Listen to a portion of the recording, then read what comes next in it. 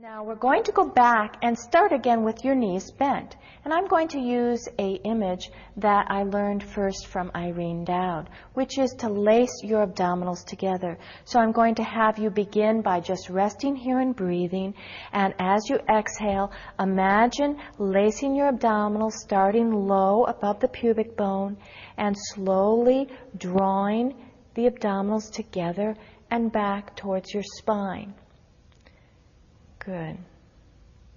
And now maintaining that connection, I'll have you again slide one leg out.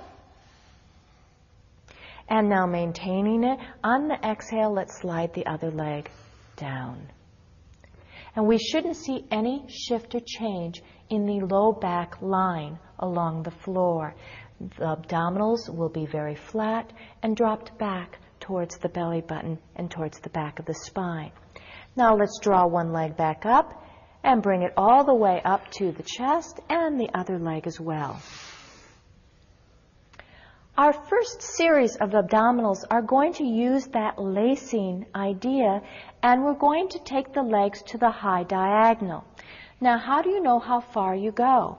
When you take the leg to the high diagonal, you should be able to maintain your relationship to the floor. If you find that your low back is starting to arch, then your leg is too close to the ground. So we're going to start at a very high diagonal, switching our legs. So Irene, if you'd reach up towards my hand here on the high diagonal, first one leg, and now the other, and change. Yes, and change. Good, and change. The goal over time is to be able to take this movement and slowly bring the legs down. Yes, beautifully done. Normal, or the ideal goal that we should all be at, is to be able to bring the legs down to just an inch or two off the ground.